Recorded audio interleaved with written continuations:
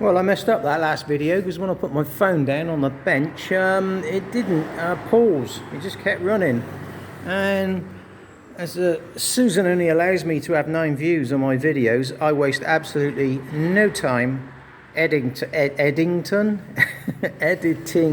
them, as you can tell by that faux pas right there. So, from the last video, we put the head on. From this video now, I've put the shims in, which I measured up earlier.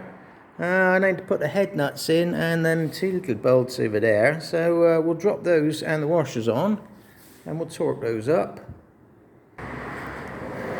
These washers are a bit tricky to get in the hole, so I tend to put them on a big bolt, a long bolt, and drop them down in there. Oh, so easy when you're working with one hand. I'm not bothering with my camera because I have to edit things, and like I said, Susan only lets me have 9 views. So 9 views it is, Susan. I will put in the amount of effort that you give me back. Well, when I say 9 views, I mean these videos at the moment, they're not even cresting 6 views. Oh, we had a mishap. We had a mishap. The washer is now down in there. That's because I was looking through the viewfinder when I was putting it on. So now we have to find an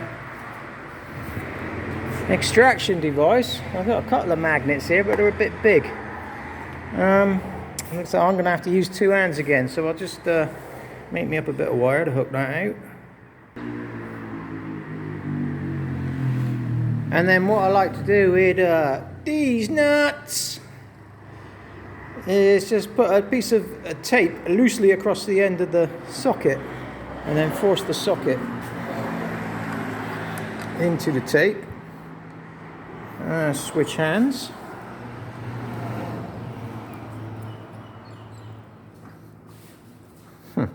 Doesn't actually want to turn in the hole there because the tape's binding on the cylinder head.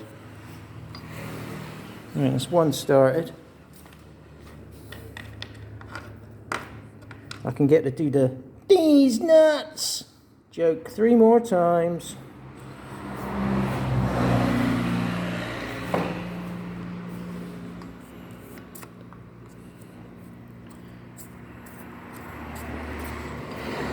Right.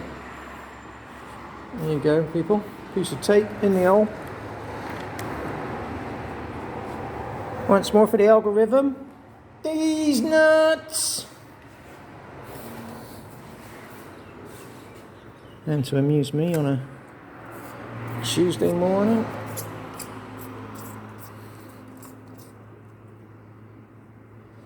And the reason I've wrapped the tape up the extension is because quite often you pull the bloody socket off and the socket wants to go down and have a look at the sump. No, this one's going to be tricky.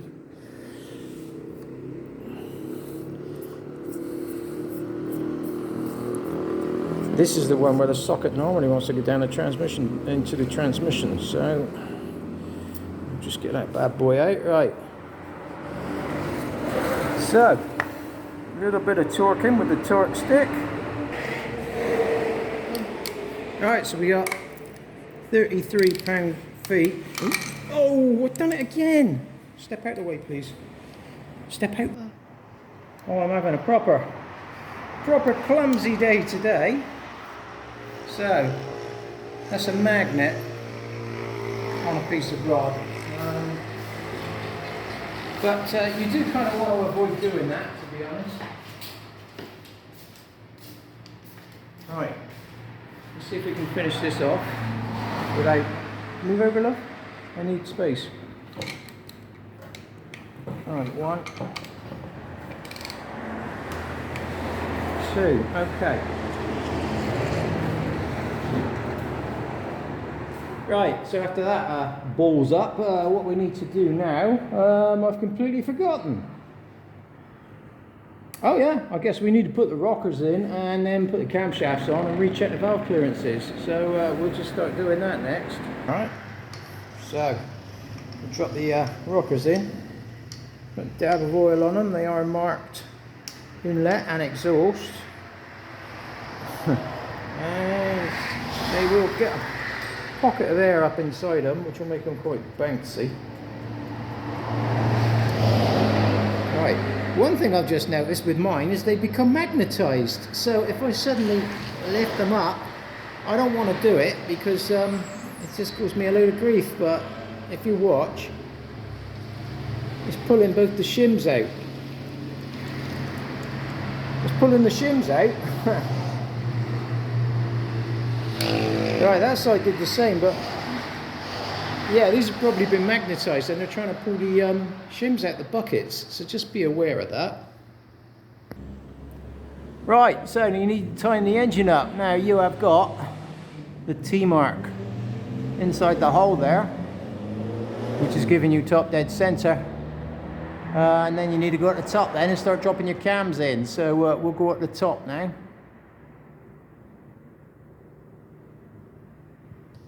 Right, so we'll put the Monty Python cam in first, the one that says "Nee." Yeah, okay, that's an old shrubbery joke. It actually says "in," so we'll put that one in first. So let's pick up the cam chain, just give it a slight wiggle, make sure that he's not caught around the crank there.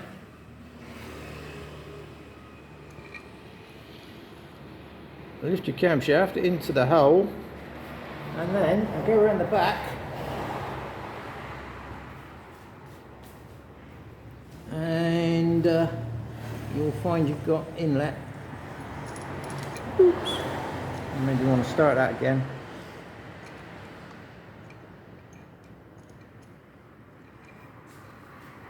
You've got your inlet and exhaust marked on here and you've got a dot marked on the top. Right, now we want to do the same thing with the exhaust. So working on, we've got in and X there and we've got the dot facing up.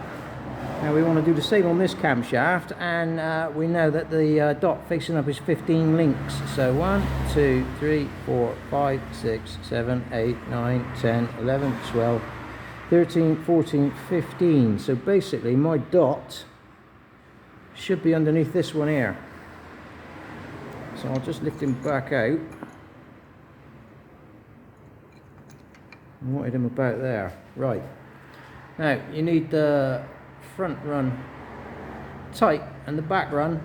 This is the front run. This is the bit that gets pulled by the crankshaft. So that bit needs to be tight. The back bit, where all the slack is, will get pushed in here by the tensioner. So let's have a little look, see what we got. Hard for me to see with the camera in there at the same time, so I'll double check it when we stop filming. But basically that should be in an X.